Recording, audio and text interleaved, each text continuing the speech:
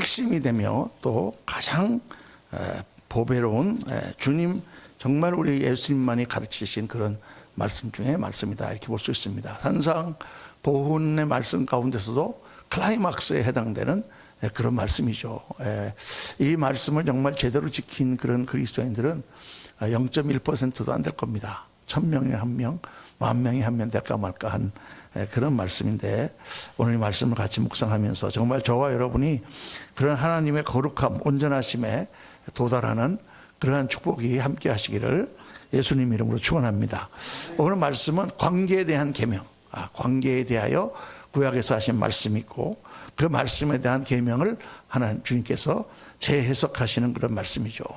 자, 우리 말씀 전도사님 맞춰주세요. 네, 우리 한 절씩 교독하겠습니다. 그렇습니다. 한 절씩 교독합니다. 또 눈은 눈으로 이는 이로 갚으라 하였다는 것을 너희가 들었으나 나는 너에게 이르노니 악한 자를 대적하지 말라. 누구든지 내 오른편 뺨을 치거든 왼편도 돌려대며 또 너를 고월하여 속옷을 가지고자 하는 자에게 겉옷까지도 가지게 하며 또 누구든지 너를 억지로 오리를 가게 하거든 그 사람과 심리를 동행하고 내게 구하는 자에게 주며 내게 꾸고자 하는 자에게 거절하지 말라. 또 내 이웃을 사랑하고 내 원수를 미워하라 하였다는 것을 너희가 들었으나 나는 너희에게 이르노니 너희 원수를 사랑하며 너희를 박해하는 자를 위하여 기도하라. 이같이 한즉 하늘에 계신 너희 아버지의 아들이 되리니 이는 하나님이 그 해를 악인과 선인에게 비추시며 비를 의로운 자와 불의한 자에게 내려 주심이라. 너희가 너희를 사랑하는 자를 사랑하면 무슨 상이 있으리요? 세리도 이와 같이 아니하느냐? 또 너희가 너희 형제에게만 무난하면 남보다 더하는 것이 무엇이냐? 이방인들도 이같이 아니하느냐? 48절 같이 씁니다. 그러므로 하늘에 계신 너희 아버지의 온전하신 바 같이 너희도 온전하라, 온전하라. 이 말씀을 관계에 대한 말씀, 또 공의에 대한 말씀, 또 우리가 어떻게 사람들을 대할 것인가, 어떻게 우리를 핍박하는 자, 우리를 부당하게, 우리를 멸시하는 그런 사람들을 예수 믿는 사람이 대할 것인가는 그런 말씀입니다. 율법의 공의는 뭐예요? 율법의 공의는 한마디로 오늘 모든 세상 사람들이 다 이렇게 알고 있습니다. 지금 쿨한 이슬람 교도들이 믿고 있는 쿠란에도 이렇게 돼 있죠. 눈은 눈으로, 이는 이로. 눈을 누가 나와서 빼면 나도 가서 눈을 빼주고, 가서 이를 뽑으면 나도 가서 이를 가서 갚는 거. 이게 이제 율법의 옛날부터 내려오는 전 세계적인 어떻게 보면은 공의의 공평한 그런 의의 어떤 개념, 같은 개념이다 이렇게 볼 수 있어요.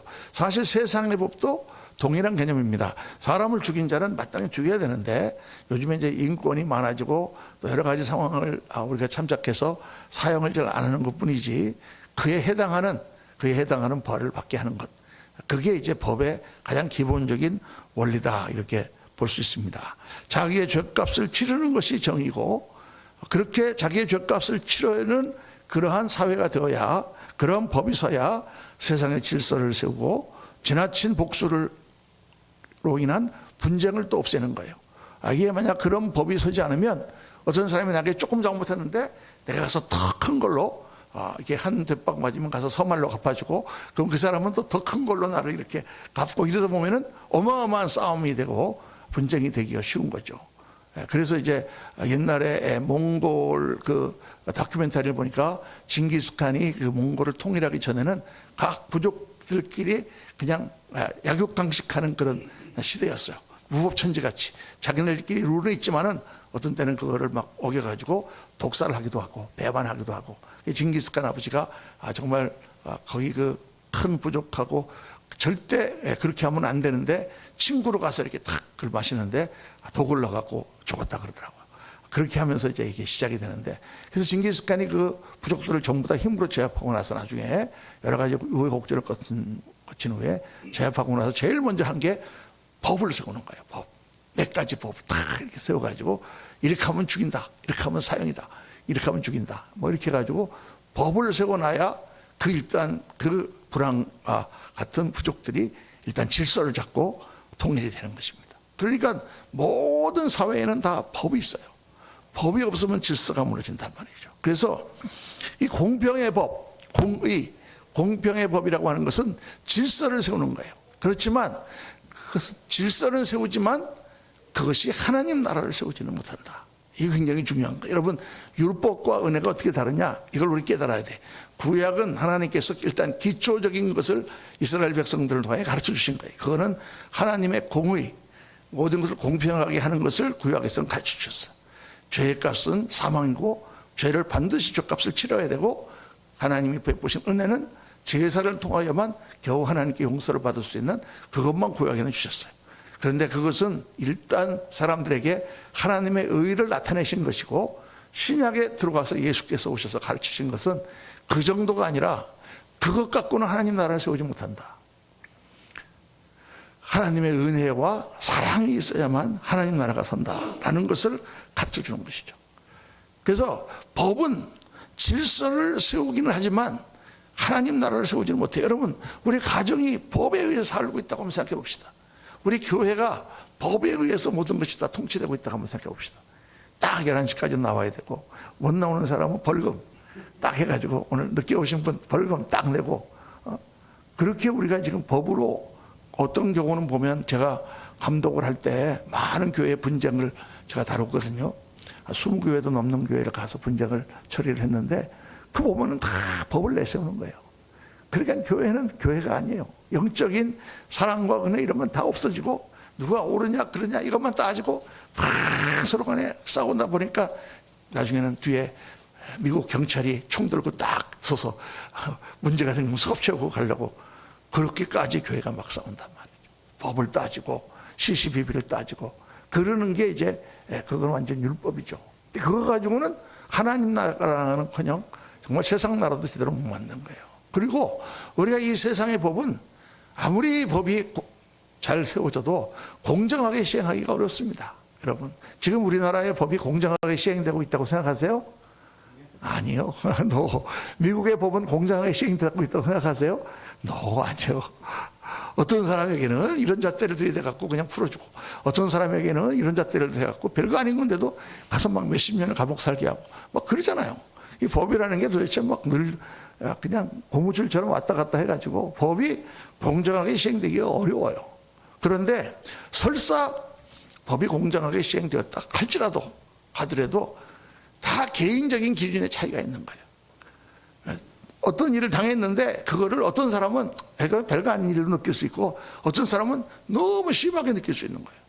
그러니까 그 법을 공정하게 객관적으로 처리를 했다 손치더라도 그거를 당한 사람은 공정하게 느끼지 못하는 경우가 많습니다. 그런 경우가 너무 많죠. 그래서 뭐 미국 같은 데서 보면은 자기 딸이 무슨 일을 당했는데 깡패들을 법원이 집행유예로 풀어주니까 너무너무 분통이 터지는 거야. 그러니까 어떻게 해요? 마피아를 찾아가가지고 저거 좀 죽여주라 이렇게 가서 그렇게 하지 않습니까? 그러니까 이 세상의 법이 아무리 객관적인 기준으로 법을 정한다 치더라도 절대 공정하게 느끼지 못합니다. 그래서 법을 들이미는 사회는 메마르고 증오심만 가득하게 됩니다. 법을 공정하게 세우기도 어렵고, 아무리 공평하게 시행해도 개인의 기준이 다 다르기 때문에 불공정하게 여길 수밖에 없다. 인간의 공의는 불완전할 수밖에 없다. 하나님이 법을, 완전한 법을 주셨어도 그 법을 갖고 사는 우리들 사이에 공의란 건 있을 수가 없는 거예요. 그것이 궁극적으로 우리가 이제, 그래서 궁극적인 공의는 뭐냐? 예수 믿는 사람은 우선 뭐를 믿어야 되냐면 궁극적인 공의, 하나님의 공의를 믿는 것입니다. 하나님의 공의. 예수 믿는 사람들이 참는 것은 뭐예요? 하나님이 다 판단하시기 때문이다. 그게 제일 중요한 이 성경에 나오는 그런 우리 신앙생활의 원리 가운데 하나죠. 로마서 12장 19절에 보면 다 같이 읽겠습니다. 기록되었으되 원수 갚는 것이 내게 있으니 내가 갚으리라고 주께서 말씀하시니. 다 아시죠? 히브리서에도 똑같은 말씀이 나옵니다. 원수 갚는 건 내게 있다. 내가 원수 갚을 테니까 너는 거기서부터 해방되라. 너는 그거 가지고 그렇게 마음 쓰지 마라. 주님 말씀하셨어요. 또 시편에 보면 시편 37편과 73편, 37을 거꾸로 하면 73이잖아요. 37편과 73편에 보면 바로 이 문제를 다루고 있어요.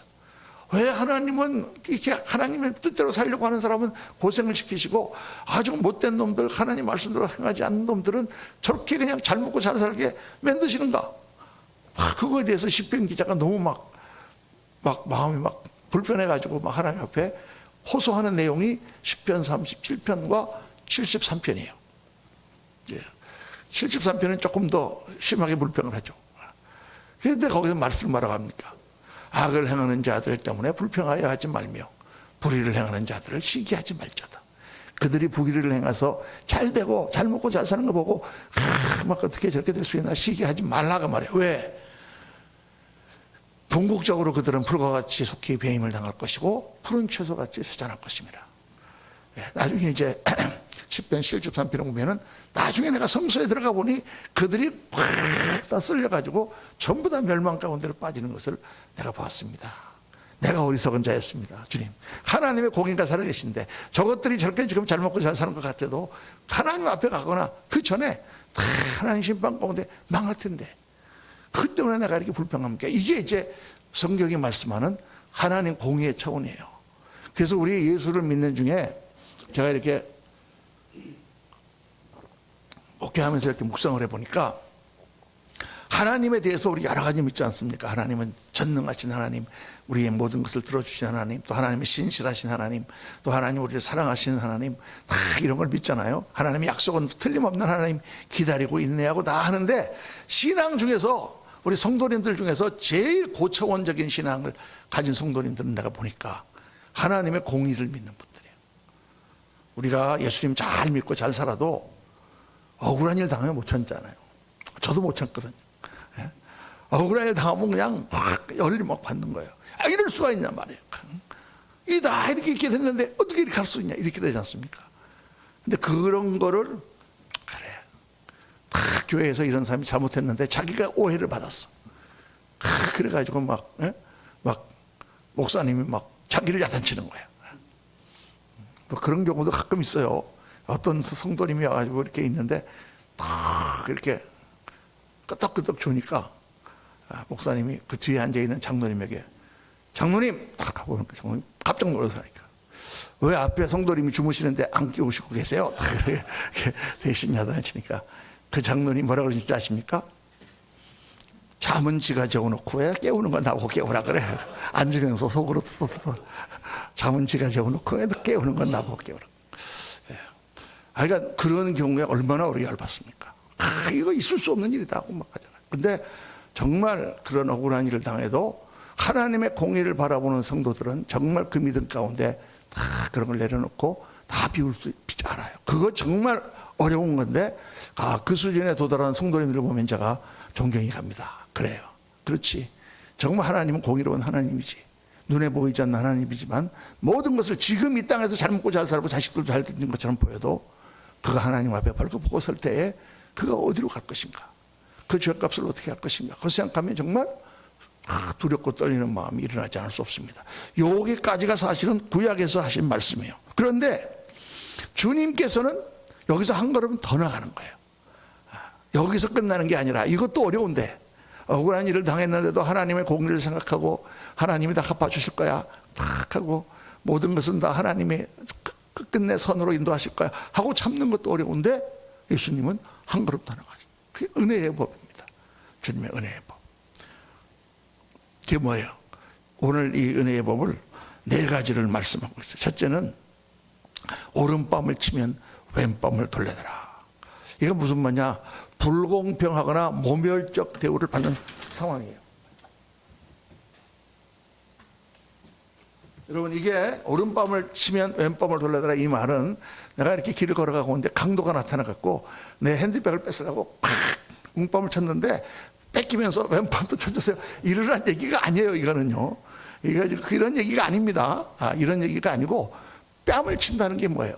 모욕을 하는 거예요. 모욕. 그러니까 꼭 손으로 뺨을 치지 않더라도 말로 모욕을 하거나 무슨 갑질을 하거나 무슨 부당한 대우를 하거나 사람을 이렇게 모멸감을 느끼도록 하는 그런 상황을 지금 말하는 거예요. 누가 나를 멸시할 때 누가 나를 이렇게 뭐 어떻게 그냥 그 뒤에서 나를 수근수근 하면서 욕하거나 막 그럴 때 나는 그렇지 않았는데 막 사람들이 나를 그런 거 가지고 이렇게 막 비난할 때 그럴 때 얼마나 화가 납니까?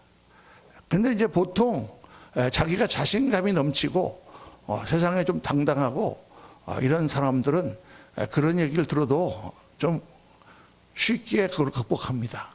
아마 그까짓 뭐 그래 뭐 니네 마음대로 해봐라 뭐 그렇게나 이렇게 가는데, 우리 마음에 자격지심이 좀 있거나 그런 마음이 좀 여리거나 상처를 좀 받은 그런 분들은 다 그런 게 상처로 남아요. 지워지지 않습니다. 그러는 거에 확 자기가 너무 막 그냥 비관이 되고 막 심지어는 막 저런 것 때문에 자기 스스로 목숨까지 끊는 사람들도 있잖아요. 그러니까 그게 왜 그러냐면 자기 심리 상태가 연약한 가운데 탁 상처를 찌르는 거예요. 튼튼한 사람한테만 가서 이렇게 확 못으로 찔러도 뭐 그냥 확 빼버리고 그냥 약한 번 바라보면 그냥 낫지만은, 거기가 지금 아주 약한 그런 사람에게 가서 이렇게 상처를 건드리면은 확 그게 막 터지잖아요. 그렇죠. 그런 거하고 똑같아요. 그래서 이 불공평하거나 모멸적인 이 오른밤을 치면 왼밤을 돌려대라, 이 말은 정말 그리스도인들이 그런 깊이 생각해야 되는 거예요. 이게 어떻게 오른밤을 치면 왼밤을 돌려댈 수 있습니까? 우리가 어떻게 모욕을 당했는데 내가 그 모욕을 당한 걸 딱 나한테 그런 악한 말을 하는 걸 들으면서 좀 참을 수는 있을지 몰라도, 그렇죠. 뭐 하면은 저 같은 성격은 그냥 바로 전화 갖고 따집니다. 그냥 막 말을 만들어내는 거예요.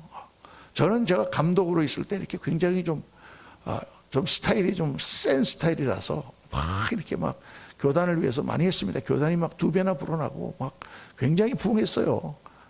잘했거든요. 아주 당당했는데 끝나고 나니까 이렇게 적이 많은 거예요. 나는 그거 몰랐어요. 그렇게 적이 많은 줄. 날 싫어하는 사람이 있다는 건 저는 상상을 할 수가 없었어요.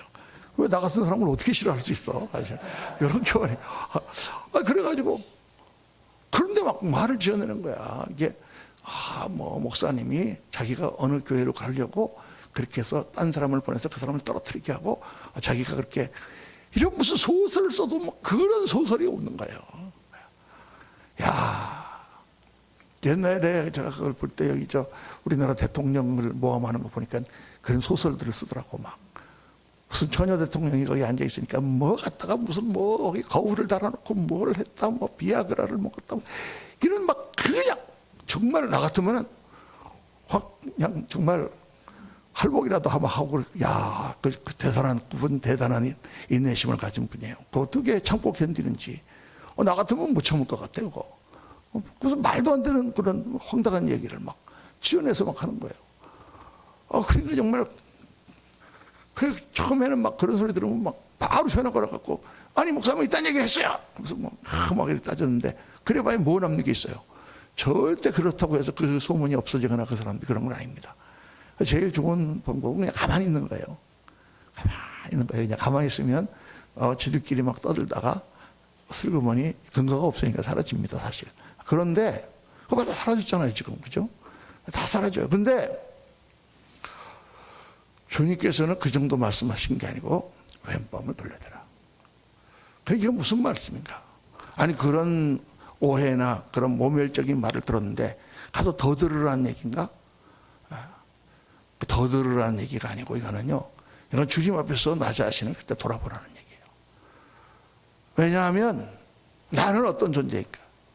옛날에 제가 존경하던 목사님이 장로님이셨을 때 그분이 교회에 있었는데 은혜를 받았어요. 열심히 막 교회에서 막 하는데 어떤 권사님이 뭐 자기를 저 사람이 무슨 뭐 욕심이 있어갖고 저런 걸 한다는 둥 뭐 막 이런 식으로 막 헛소문을 막 퍼뜨린 거예요. 그걸 막 들으니까 막 화가 나가지고 자동차로 그러고 이제 그 권사님 집으로 갔대.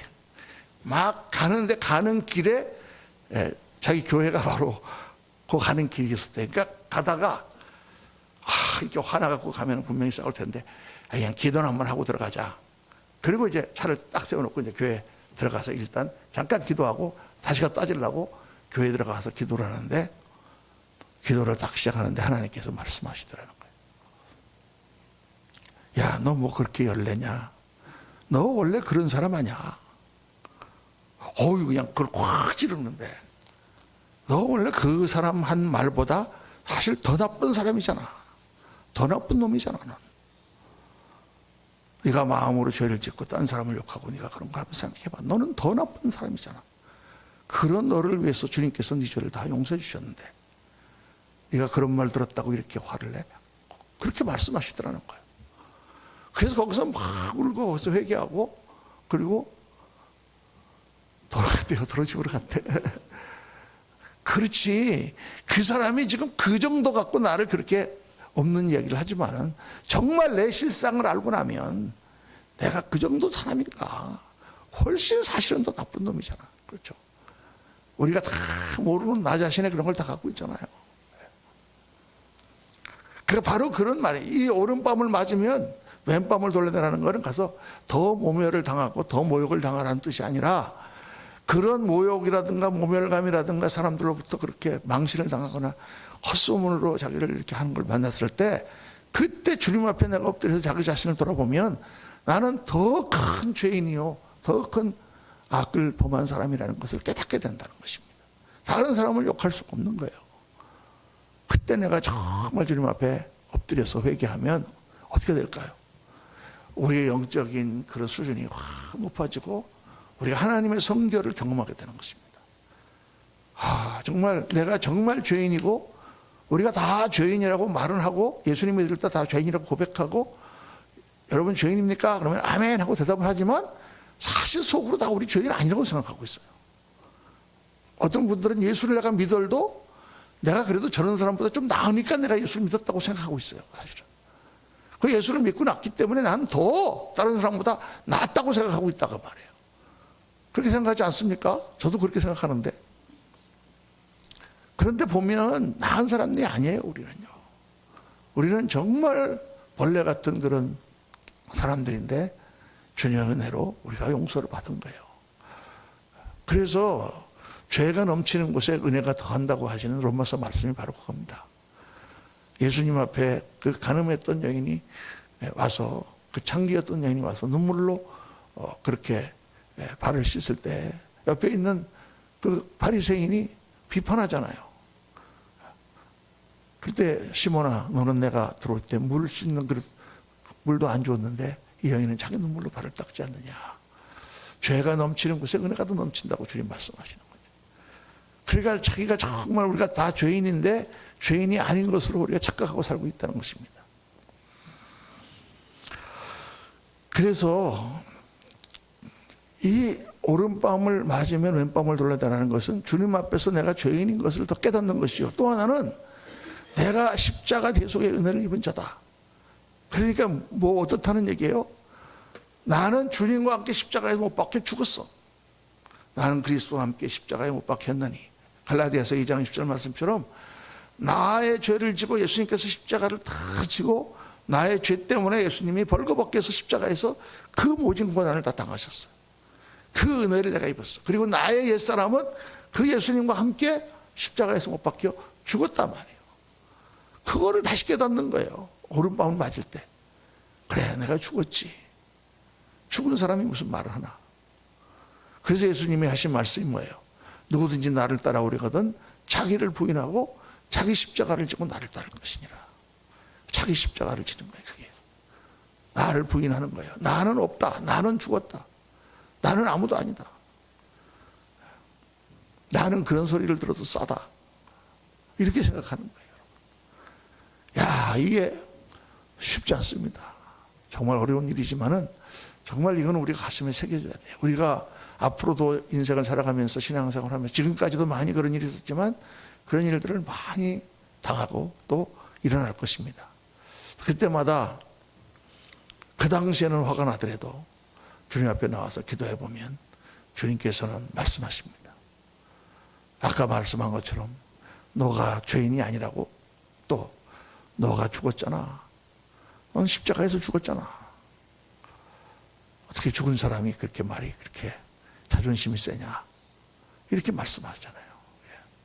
그래서 저는 목회를 35년 하면서 그걸 배운 것 같아. 그런데 아직 전혀 제가 볼 때 그거 되질 않습니다. 잘. 35년 훈련했는데도 안 돼. 잘 안 돼. 조금 나아졌을 거예요. 옛날보다 아마 제 생각에. 옛날에는 그냥 확 난리를 쳤는데 요즘은 조금 기도하고 참고 이러는 게 있겠지만은 정말 이렇게 목회를 하다 보면 별의별 일을 다 당하고 별의별 오해를 다 당하고 별의별 말을 하고 다니는 사람들이 있고, 그런데 그게 정말 그렇게 안 느껴질 수 있다는 게 참 신기해요.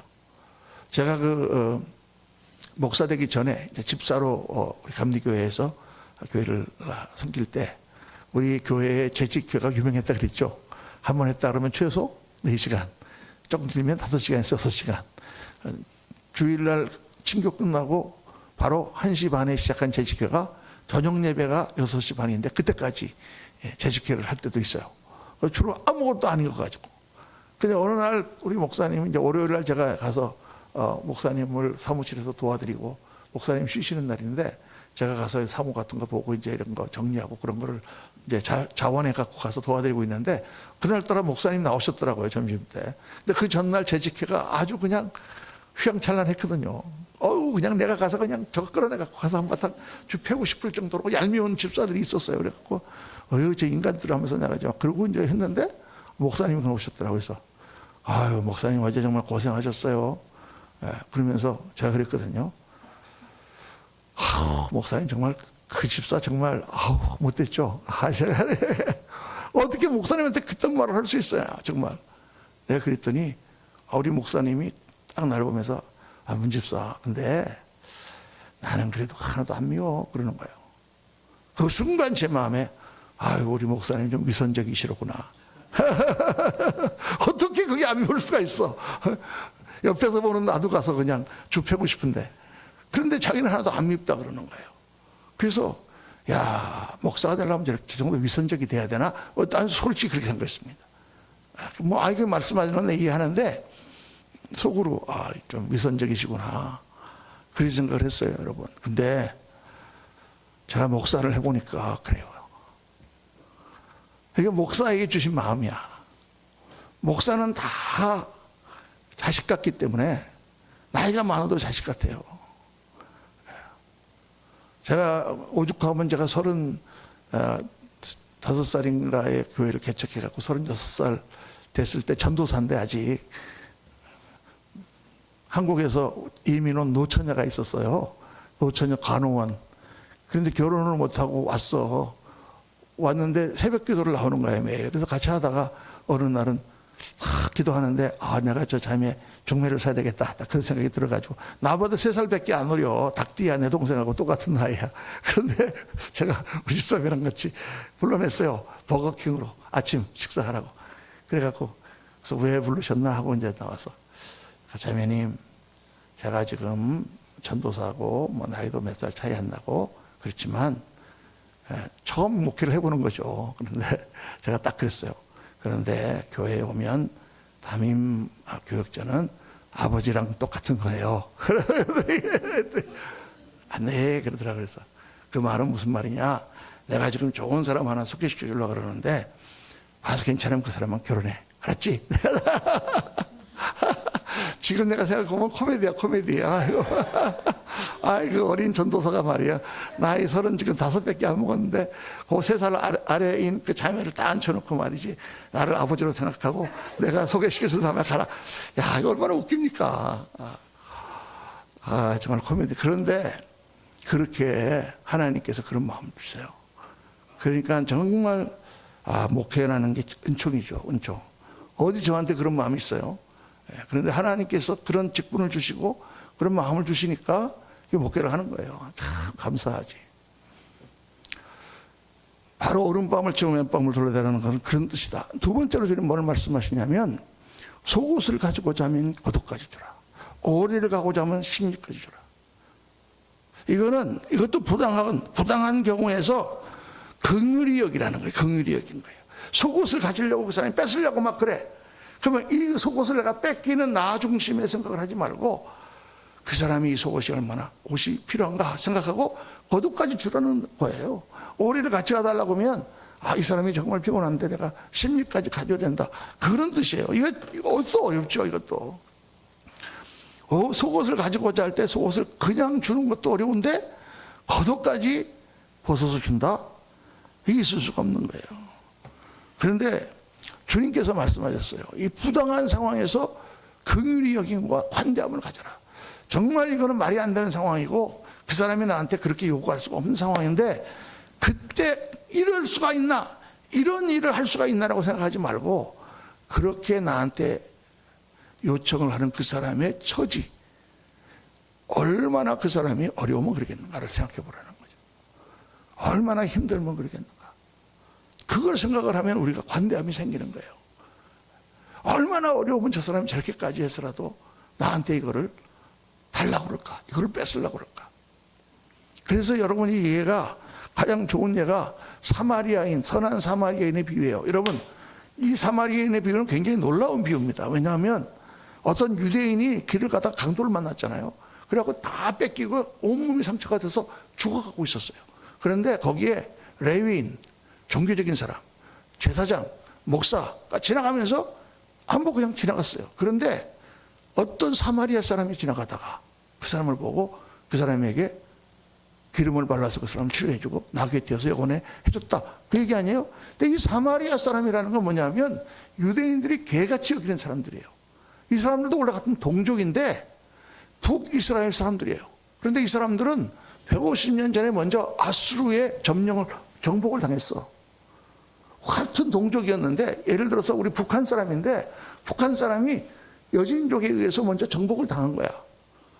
그랬는데 정복을 당했으면 우리 동족이잖아요. 그래도 그랬는데 이 아수르라는 나라가 혼종 정책을 썼어요. 혼종.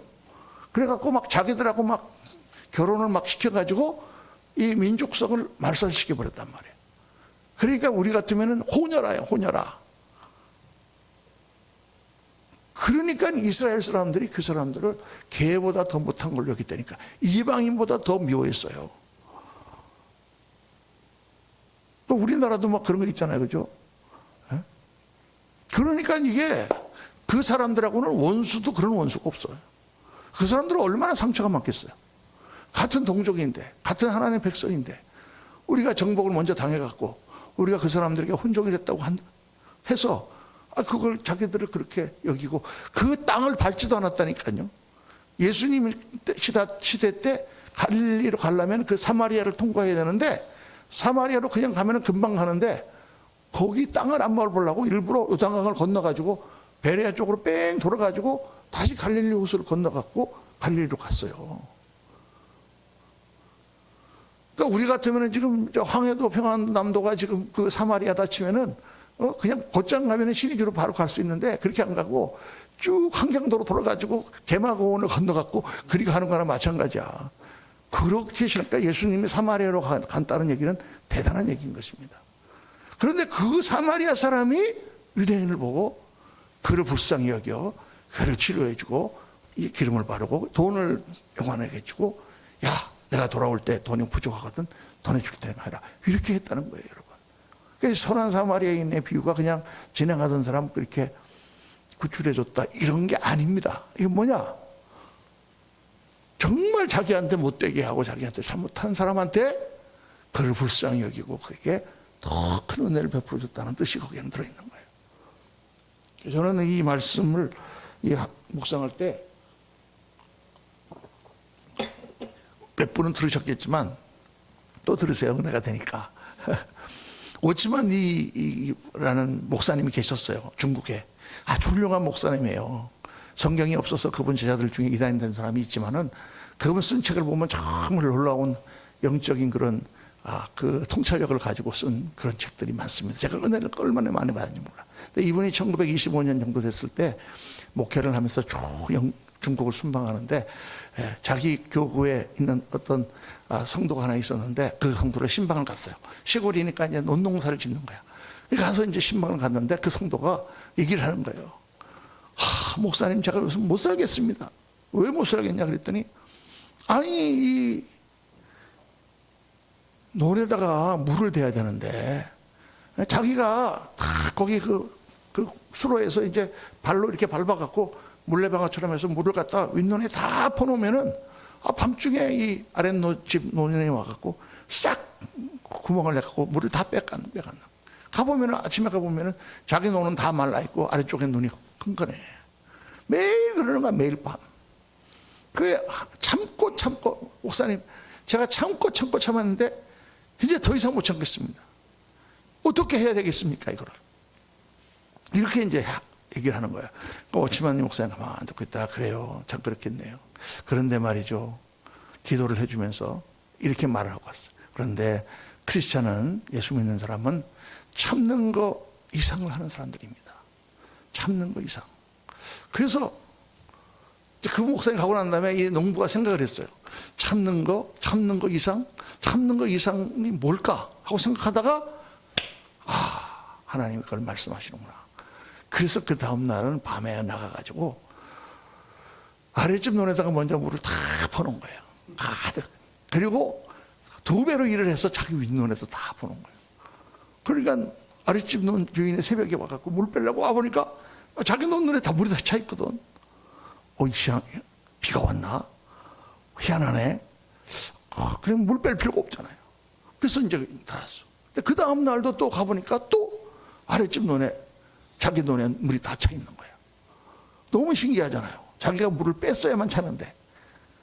셋째 날 또 나가보니까 또 물이 다 차 있는 거야. 아니, 이거 정말 이상하네. 비도 안 왔는데. 그래서 그날 밤에 싹 숨어갖고 지켜보고 있었어요. 그랬더니 글쎄, 윗집 논 주인이 오더니 자기 논에 물을 다 붓는 거야. 그리고 자기 또 논에 물을 붓는 거야. 아무리 악한 사람이지만 그걸 보니까 너무 자기가 마음이 아파가지고 뛰어나가가지고, 형제요, 어떻게 이런 일을 할 수가 있나? 그랬더니 그 주인이, 우리 주인 예수님이 시키셨습니다. 당신이 믿는 예수를 나도 믿겠다. 그래서 예수 믿게 됐다. 그게 이제 제가 읽은 그 책에서 나온 거예요. 내가 너무 은혜를 많이 받았죠. 근데 저희가 교회가 이제 그 창고를 우리가 이렇게 빌려가지고 이쪽에 파킹장이 한 20대 정도 파킹하는 파킹장이 있고, 한 이제 이쪽에 1200평 정도 창고가 있고, 그게 뒤에 축대가 있어갖고 그 위에 아파트가 있어요. 빌라 같은 아파트가 있는데, 그 아파트는 뒷마당이고 우리는 이제 축대 위가 뒷마당인데 거기 쓰레기통이 있거든요. 그런데 이제 아침에 가보면은 맨 위에서 쓰레기를 갖다가 우리 밑에다가 버려놔요. 높이가 한 3층 높이쯤 되는데 거기서 그냥 쓰레기를 던져놓는 거야. 그럼 어떤 데는 터져가지고 막 기저귀도 막 달아다니고 이게 어떻게 해야 될지 모르겠어. 그게 어느 아침에 또 갔는데 쓰레기를 갖다가 몇 봉지를 갖다가 위에서 아래로 떨어뜨려. 그거 다 이제 우리는 돈 내고 그 쓰레기통에다가 다 집어넣고 그 쓰레기통을 돈 갖고 가거든요. 그 아침에 딱 갔는데 차를 딱 보고 그러니까 이놈들이 또 하니까 그냥 화가 나가지고 그냥 쓰레기통을 다 막고 돌아서 위에다가 그냥 어디로 가든지 말든지 그냥 다 던져놓고 이제 들어가서 제가 이제 새벽 설교를 했는데, 그날 이 설교를 제가 하게 됐다가만 은혜스럽게 오치만 이의 그 논물 이야기를 딱 하고 나서 할렐루야, 성도들이 다 은혜 받고 이제 딱 기도하려고 제가 딱 앉았는데, 딱 주님께서 첫 마디가, 야, 너 설교 정말 잘하더라. 야, 설교는 그렇게 하면서 내가 얼마나 회개가 되는지, 그거 하나 못 참고 목사가 밑에서 그걸 새벽에 나와가지고 그 위에다 던져놓고 말이야. 야, 정말 내가 못됐구나. 그러고 이제 회개를 하고 딱 집에 가려고 나오니까 신기하게 그게 다 떨어져 있어, 땅에. 언제 그 새벽에 그 사람들이 또 보고 도로 밑에다 던져. 그래서 그냥 할렐루야 그러고 그거 다 집어서 우리 쓰레기통에 집어넣습니다. 그 다음 날도 가니까 또 떨어져 있어. 또 집어넣었어요. 그냥 아무 소리 안 하고 그냥 우리가 다 집어넣습니다. 그랬더니 한 열흘 지나니까 쓰레기가 안 내려와. 할렐루야. 열흘 정도 하니까요, 안 던지더라고, 쓰레기를요. 그런 거예요. 우리가 참 어려운 거야, 이게. 그런데 정말 하나님이 우리에게 원하시는 게 뭔가를 깊이 묵상하고 주님의 거룩하심에 우리가 나갈 수 있으려면 정말 참는 거 이상을 해야 되는 거예요. 참는 거 이상. 세 번째로 주님은 뭐라고 하세요? 원수를 사랑하고 너희를 박해하는 자를 위하여 기도하라. 하나님 나라를 통치하는 것은 은혜의 법입니다. 그러니까 원수가 나를 박해를 해도 그를 위하여 기도해라. 그를 사랑해 주라. 그를 긍휼히 여겨줘라. 불의한 자를 미워하는 것은 내 이웃 사랑하기를 내 자신같이 사랑하라 하는 레위기 말씀이 있는데, 원수를 미워하라는 말씀은 없지만은 불의한 자를 미워하는 건 당연히 율법에서 해야 되는 그런 말씀인데, 예수님은 그런 공의, 세상적인 그런 공의보다 더 높은 기준을 제시하는 거예요. 그 더 높은 그 법이 바로 은혜의 법이다. 너와 같은 죄인도 주님의 십자가의 은혜로 구속을 받고 죄값을 주님이 대신 지고 너희가 죽었으니 너를 박해하고 너에게 원수같이 하는 자도 그를 사랑하고 용서하고 그리고 위에서 기도해 주라. 주님께서 십자가를 지신 것으로 말미암아 은혜의 법을 이루셨습니다. 우리 같은 자들을 다 하나님 나라로 데리고 가셨습니다.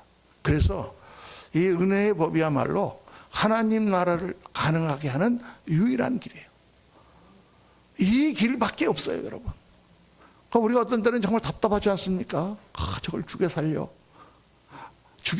그런데 정말 하나님 나라를 우리가 추구하고 하나님 나라를 이루려면 이 길밖에 없어요. 내가 여기서 정말 더 오리를 가자면 심리를 가지고 그리스도의 십자가를 지고 나를 부인하고 자기 십자가를 지고 가는 거예요. 우리가 그렇게 갈 수 있다면 다시 우리나라 안에 하나님 나라가 회복이 됩니다. 그래서 오늘 말씀 보면 주님께서 하나님의 온전하신 것처럼 너희도 온전하라. 여러분, 어떻게 우리가 하나님처럼 온전해질 수가 있어요? 어떻게 우리가 하나님처럼 거룩해질 수가 있어요? 불가능하죠. 그런데 그게 우리 하나님의 기대라는 거예요. 우리를 그렇게 하나님 만들기 원하세요. 그러니까 공부 못하는 아들을 보고 야, 나는 네가 우등생이 될 줄로 믿어. 그러면 그걸 어떻게 나한테 기대할 수 있어? 그렇지만 그거는 부모의 기대야.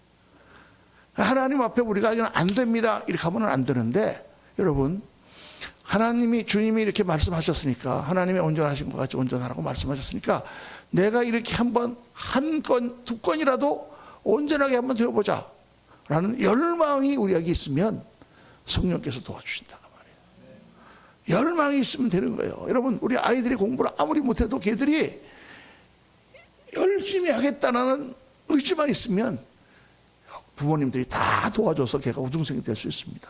저는 엄청나게 공부 못하고 막 말썽만 피우고 그러던 아이가 갑자기 어느 날 마음을 잡고 1년 안에 공부해서 대학교도 좋은 데 들어오고 막 그러던 사람을 많이 봤습니다. 저는 박사도 따고 막 그런 사람을.